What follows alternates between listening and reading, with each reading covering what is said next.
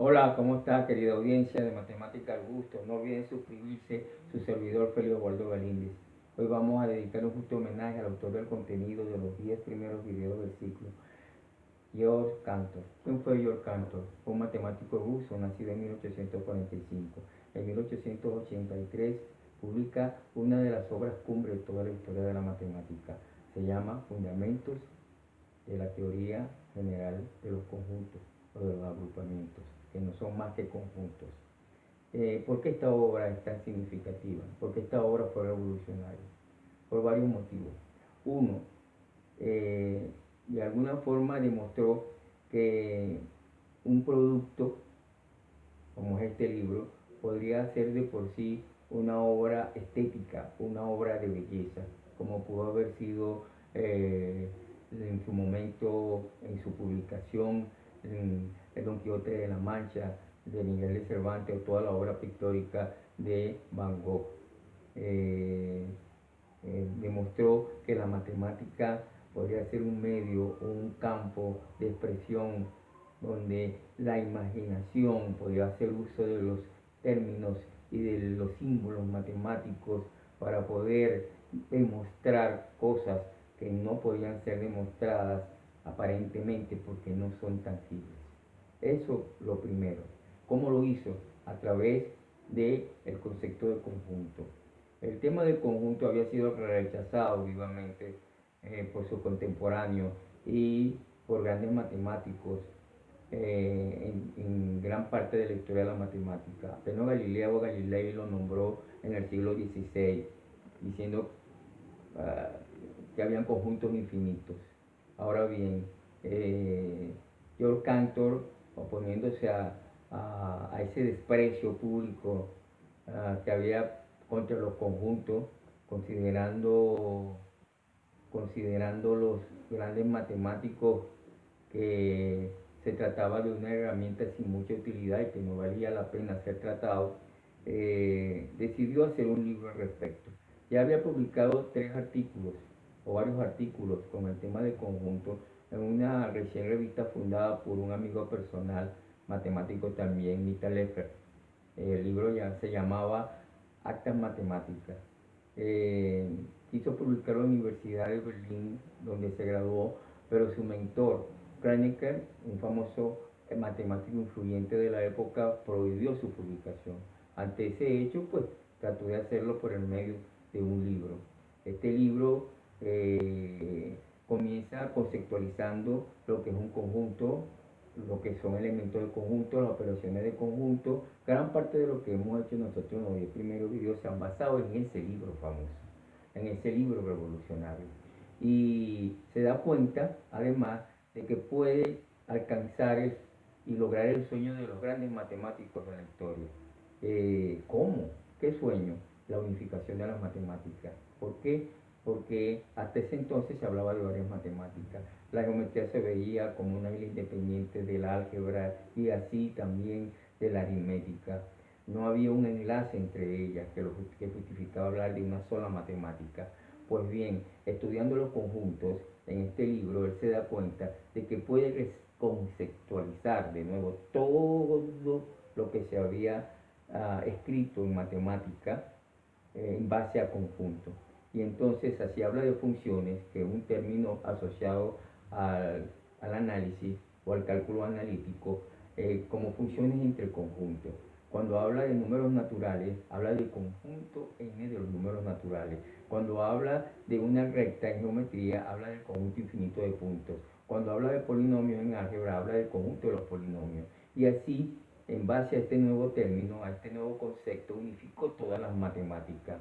Algo que le parecía tan difícil lo logró con una herramienta también tan simple. Esto sorprendió a su colega y no aceptaron ni reconocieron que eso podía ser posible. No podían aceptar que un joven recién graduado de la Universidad de Berlín pudiera haber conquistado el sueño de unificar las matemáticas a través de la teoría del conjunto, menos a través de los conjuntos, y lo atacaron vivamente, ferozmente. Inclusive su amigo Mitaleca llegó un momento en que le dijo que no podía seguir publicando sus artículos porque la audiencia que le correspondía a ese tema pertenecía 100 años después, a 1984. Esto, por supuesto, comenzó a minar la salud emotiva de Georg Cantor. Él persistió, luchó hasta sus últimos años con el tema de conjuntos, con la manera de hacer matemáticas, a pesar de esa campaña liderizada por Kronecker de no permitir que tuviera éxito sus conceptos y su pensamiento matemático revolucionario. Pero no todo acaba aquí. Sucede de que en el mismo libro no solo asoma, sino que toca el infinito, un tabú para la época. Un tabú, sí, porque el infinito se consideraba un tema o un campo sin demostraciones. Y la matemática se había alejado de hacía tiempo de la filosofía y de la metafísica de Aristóteles, de Platón y Pitágoras. No olvidemos que ellos eran grandes matemáticos. Se había alejado de esas áreas y consideraba que el infinito era un tema correspondiente a la teología, a la metafísica y a la filosofía, que no había en lo infinito un campo de demostraciones. El amigo Georg Cantor demuestra que sí. ¿Y cómo lo hace? Pues partiendo del siguiente ejemplo. Si tenemos una recta de 10 centímetros, vemos que está dividida en 10 segmentos, cada uno de 1 centímetro. Y el centímetro está dividido en 10 partes a su vez, que son los milímetros. Pero con la imaginación podemos dividir cada milímetro en infinitas partes. Entonces, la primera noción que perturba la intuición de los matemáticos de la época y la intuición humana es la primera, es la conclusión a la que llega Cantor. Un, un conjunto infinito puede ser un conjunto cerrado y pequeño. Un milímetro es un conjunto infinito, porque se puede dividir en infinitas partes. La segunda noción es que puede tener un valor aun siendo infinito. El infinito estaba asociado con algo que no se podía contar y cuyo valor se desconocía. Pero si divides un milímetro en infinitas partes, él sigue teniendo un valor. ¿Cuál es el valor? Un milímetro.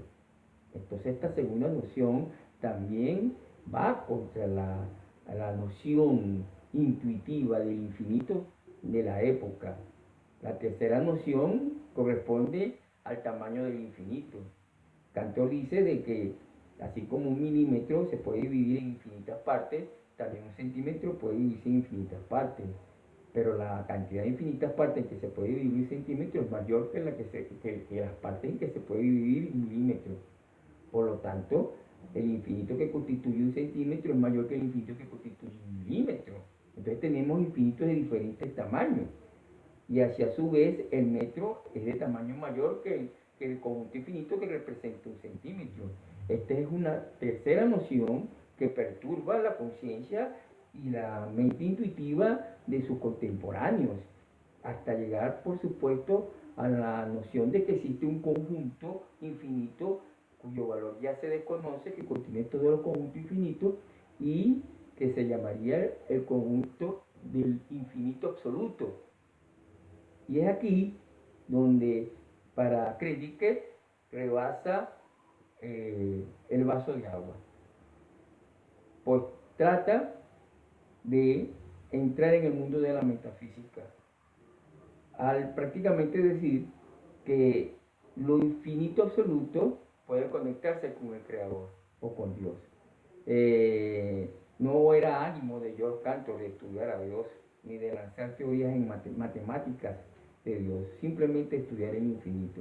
Y los matemáticos contemporáneos consideraban que ya había, ya se consideraba de charlatanería, ya prácticamente era una locura, lo tiraron de loco. De hecho, tantas críticas en 1984 lo llevaron a sanatorios, su salud emotiva comenzó a minar. Se piensa hoy que genéticamente traía ya las condiciones para no soportar la presión de tanto rechazo. Y a pesar de ello, él luchó tenazmente contra esa enfermedad, trató de vencerla y siguió persistente con su teoría hasta el final de los años. En 1899 lamentablemente muere su hijo menor de 13 años mientras estaba dando una conferencia, y esto, más el continuo y creciente rechazo a toda su obra, terminó conduciéndolo frecuentemente a sanatorios, donde finalmente acabaría su vida en 1918 con un paro cardíaco. Eh, eh, el hecho de tocar el infinito fue prácticamente la parte que levantó en cólera a todos sus colegas. Siempre quiso pertenecer a la Universidad de Berlín, al staff de profesores o docentes de la Universidad de Berlín, y Kronecker se opuso tenazmente a ello y nunca lo pudo lograr.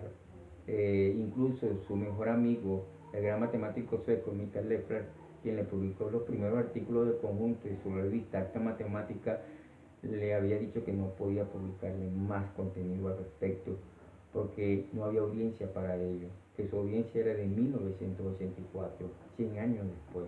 No se equivocaba, porque 100 años después la mayoría de las universidades, liceos y escuelas primarias del mundo reformularon todos sus programas educativos, arrancando con la teoría del conjunto como un reconocimiento de este autor, reconociendo que había una sola matemática que tenía su origen en la teoría general de los conjuntos, en el contenido de esta obra revolucionaria, fundamentos de la teoría general de conjuntos.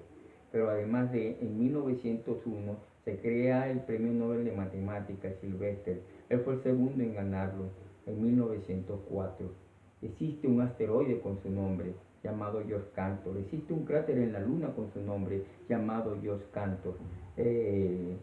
Su locura no le permitió visualizar el reconocimiento de toda su obra. El estudio de lo infinito le permitió demostrar que un matemático también puede ser un artista. Él era realmente un artista, vino de ser un niño prodigio del violín, era un artista, estudió ingeniería, carrera que no acabó para dedicarse a la matemática, era un científico, era matemático, y en una obra de matemática demostró ser un artista consumado. Hilbert, uno de los más grandes matemáticos del siglo XX, dijo que el libro este libro era una obra de arte completa de por sí. Entonces cambió prácticamente la manera de hacer matemática, de estudiar matemática. La matemática pasó de ser una herramienta útil para estudiar la naturaleza a una herramienta útil para expresar la imaginación. Y a su vez, grandes físicos como Einstein y Planck sirvieron en sus estudios de lo infinito para estudiar cosas infinitas. Einstein el universo con la teoría de la relatividad y Planck el microcosmos y el átomo con la teoría de los cuantos, teorías aún actualizadas. No los invito sino a reflejarse en este modelo, en este hombre que confirma una de las etiquetas de este canal, que la matemática es un arte, es un medio de expresión.